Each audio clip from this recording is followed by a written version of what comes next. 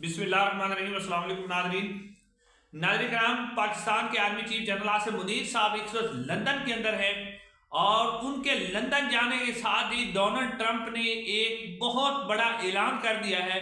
उसके बाद अब पाकिस्तान की मिलिट्री स्टैब्लिशमेंट लंदन में क्या करना चाह रही है और डोनाल्ड ट्रंप ने ये जो ऐलान किया है इसका इनके ऊपर क्या असर होगा। बहुत ज़बरदस्त ऐलान है, बड़ी अहम डेवलपमेंट है।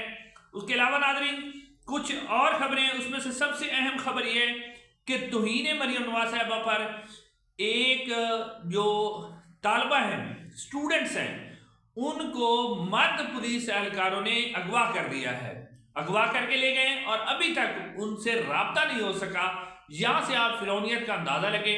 फिर मरियम नवाज साहिबा कहती हैं नारोवाल के अंदर कि जनाब इमरान खान साहब की इस वक्त कोई अहमियत नहीं है, उन्हें कोई जानता नहीं है, उनका कोई जिक्र नहीं करता। ये मरियम नवाज साहिबा का जो बयान है, क्या ये सच है, वाकई ऐसा है? तो ये भी मैं थोड़ी सी तफसील आपके सामने रखूंगा। उसके अलावा नाज़रीन जो फैसल चौधरी है, इमरान खान साहब के वकील, उन्होंने आज बड़ी अहम दावा किया है कि बुशरा बीबी की इमरान खान साहब से मुलाकात हो गई है। और अगर मुलाकात हो गई है तो अच्छी बात है। फैसल चौधरी साहब जो कह रहे हैं इसका मतलब उन्हें कोई ना कोई रिस्पॉन्स इसके ऊपर मिला होगा। कुछ और खबरें भी हैं, वो भी आपके सामने रखेंगे। लेकिन आज सबसे पहले डोनाल्ड ट्रंप ने जो बयान दिया है और उसी के तनाजुर में अगर आप देखें जो पाकिस्तान के आर्मी चीफ है उनका जो दौरा है लंदन का, बरतानिया का, उसकी बड़ी अहमियत है। नाज़रीन डोनाल्ड ट्रंप ने आज एक बयान दिया है जिसके अंदर वो कहते हैं कि यूक्रेन और रूस के दरमियान जो जंग हो रही है ना, ये रूस ने शुरू नहीं की बल्कि यूक्रेन ने इस जंग को शुरू किया। नाज़रीन आपको पता है कि पूरा यूरोप और अमेरिका के दरमियान इस वक्त बहुत बड़ा इख्तिलाफ पैदा हो गया है। अमेरिका ने बहुत बड़ा जो है पॉलिसी शिफ्ट दे दिया है, क्योंकि इससे पहले अमेरिका जो है, जो साबिक इनके बाइडन थे, बाइडन इंतजामिया थी या पूरा यूरोप था, वो इस साइड पे खड़ा हुआ था कि जंग रूस ने शुरू की है। और इस वक्त पूरा जो यूरोप है उसने बाकायदा तौर पर रूस के ऊपर और भी पाबंदियां लगाई हैं। रूस के जो तिजारती मामलात है उसके ऊपर उसने सख्ती की है।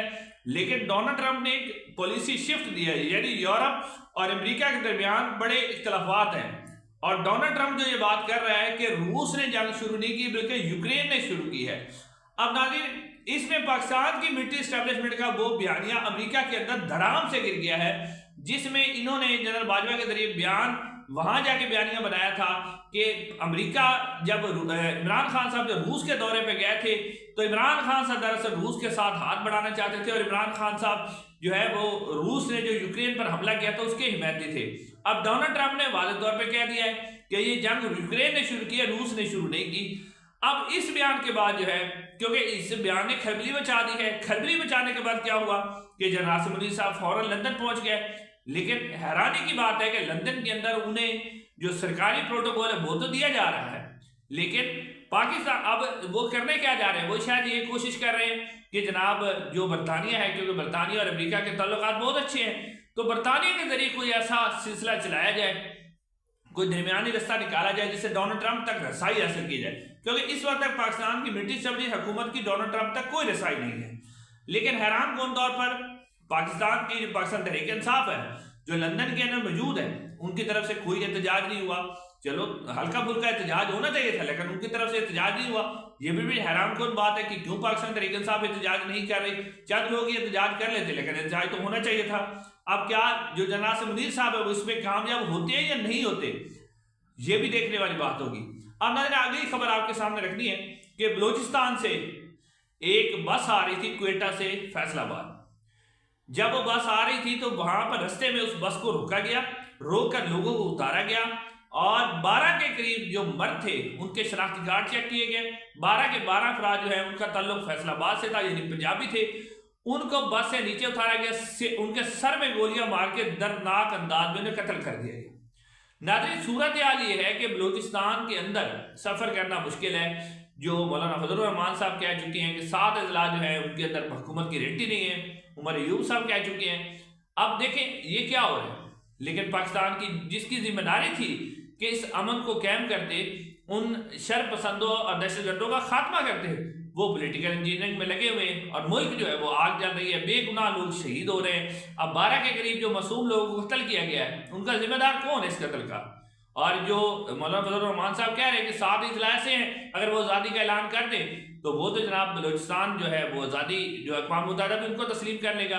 تو پھر جن کی ذمہ داری تھی وہ کیا کر رہے ہیں؟ وہ پولیٹیکل انجینئرنگ کر رہے ہیں جو ہے حکومت. تو وہ جناب اعلیٰ صحرا میں جا کے گرین پاکستان کے منصوبے کی افتتاح کر رہے ہیں. یہ بڑی حیران کن بات ہے. اس کے بعد ناظرین اگلی خبر آپ کے سامنے رکھنی ہے کہ پاکستان تحریک انصاف کے ایک ایم پی ہیں، ایم پی اے کے امیدوار ہیں سیالکوٹ سے، پی پی 44 غالباً ان کا نمبر ہے. انہوں نے ایک ٹویٹ کیا ہے اور اس ٹویٹ نے حیران کر دیا سب کو. اچھا، وہ ٹویٹ میں لکھتے ہیں کہ میرے حلقے کے اندر ایک گاؤں ہے، اس گاؤں کے اندر ایک سکول ٹیچر ہے، اس سکول ٹیچر کی بیٹی ہے جس نے کوئی ٹویٹ کیا تھا جس میں مریم نواز صاحبہ پر تنقید کی گئی تھی یا کوئی پوسٹ لگائی تھی. یہ تو کنفرم نہیں ہوا لیکن وہ کہتے ہیں کہ کوئی پوسٹ لگائی گئی تھی. تو اس کے اوپر وہ کہتے ہیں کہ لاہور سے مرد پولیس اہلکار آئے اور وہ اس طالبہ یعنی جو سٹوڈنٹس ہیں اس کو اغوا کر کے لے گئے، اور ابھی تک جو ہے یعنی مرد پولیس اہلکار آئے وہ اغوا کر کے لے گئے اور ابھی تک جو ہے اس سٹوڈنٹس کا اس طالبہ کا اپنے گھر والوں سے رابطہ نہیں ہوا. ناظرین اب یہ جو پورا قرآن اترا ہوا ہے یہ صرف پی ٹی آئی کے لیے اترا ہوا ہے، اس میں یعنی کسی اور پر کوئی عمل درآمد نہیں ہے. پھر ابھی تو 2 دن پہلے کہا گیا تھا کہ ہو آر یو، کہ آپ خواتین کو اس طرح بےعزت کرنے والے کون ہوتے ہیں؟ کیا حکومت پر تنقید نہیں کر سکتا؟ کسی وزیر اعلیٰ پر تنقید نہیں ہو سکتی؟ کیا وزیر اعظم پر تنقید نہیں ہو سکتی؟ تو یہ مطلب جو قرآن ہے پورا پی ٹی آئی کے لیے اترا ہوا ہے، پی ٹی آئی اس کی صرف ذمہ دار ہے. اور یعنی آپ یہ جو کر رہے ہیں، اور ابھی 2 دن پہلے کہا جا رہا تھا کہ خواتین کا بڑا احترام ہونا چاہیے، تو پھر یہ ہوا احترام کہ آپ نے ایک نوجوان لڑکی کو اٹھا لیا ہے، ایک مرد پولیس اہلکار. کیا قرآن میں اسلام میں یہی لکھا ہوا ہے کہ وہ اٹھا کے اسے لے جائے؟ ٹھیک ہے، اس نے جرم کیا وہ عدالت میں لے جائیں، اس کے خلاف کوئی کارروائی کریں، جو بھی کارروائی آئین اور قانون کے مطابق ہے. لیکن یہ تو نہیں ہے نا کہ آپ کھلی بدماشی پر اتر آئیں، لوگوں کی نوجوان بیٹیوں کو آپ اٹھا کے لے جائیں اور پھر آپ کہیں کہ ہو آر یو. یہ نظری قول اور فعل میں بہت بڑا تضاد ہے. یہ اس کے بنانے سے جو اگلی خبر ہے وہ میں نے آپ کے سامنے رکھنی ہے کہ جو عارف علوی صاحب سابق صدر ہیں، انہوں نے ایک انٹرویو دیا ہے امریکہ کے اندر فاکس نیوز کو، اور اس انٹرویو کے اندر انہوں نے واضح طور پہ بتایا ہے کہ پاکستان میں جس طرح کا الیکشن چوری کیا گیا، 2 سال کے اندر جس طرح کا پی ٹی آئی کے ورکرز کے خلاف ظلم اور ستم کیا گیا، خواتین پر جو ظلم و ستم کیا گیا، چادر کا تقدس پامال کیا گیا، صحافیوں کو کیسے اغوا کیا گیا، میڈیا پر کیسے گردنیں لگائی گئی، انٹرنیٹ کو کیسے بند کر دیا گیا. تو یہ انہوں نے واضح طور پر وہاں بتایا ہے صدر عارف علوی صاحب نے. لیکن اب انہوں نے تو چلو بتا دیا، لیکن پاکستان میں جو بڑے بڑے دانشور ہیں وہ تنقید کر رہے ہیں کہ جی عارف علوی صاحب نے پاکستان کے خلاف بات کر دی، وہ تو غدار ہو گئے. ناظرین اب صورتحال یہ ہے کہ مجھے ایسے لوگوں کی عقل پر حیرانی ہے کہ جس بندے نے الیکشن چوری کیا ہے وہ غدار نہیں ہے، جس نے لوگوں پر ظلم ستم کیا ہے وہ غدار نہیں ہے، وہ ملک کی بدنامی کا باعث نہیں بن رہا. جس نے خواتین کو گھسیٹا ہے، جس نے چادر کا تقدس پامال کیا ہے، جس نے لوگوں کے گھروں پر چھاپے مارے ہیں، جس نے صحافیوں کو اغوا کیا ہے، جس نے میڈیا پر پابندیاں لگائی ہیں، جس نے پاکستان میں انٹرنیٹ بند کیا ہے، وہ پاکستان کا مخلص ہے، وہ پاکستان کا خیر خواہ ہے، وہ پوری دنیا میں پاکستان کا نام روشن کر رہا ہے. اور جو ان غلطیوں کوتاہیوں کو عالمی سطح پر ہائی لائٹ کر رہے ہیں وہ پاکستان کا دشمن ہے. آپ یہاں سے اندازہ کریں کہ ہمارے قلم جو ہے وہ کس حد تک بکے ہوئے ہیں، ہم کس حد تک کمپرومائز ہیں، یا پھر شاید ہم ڈرے ہوئے ہیں. چلو ڈرے ہوئے ہیں تو کم از کم ہم خاموش رہیں.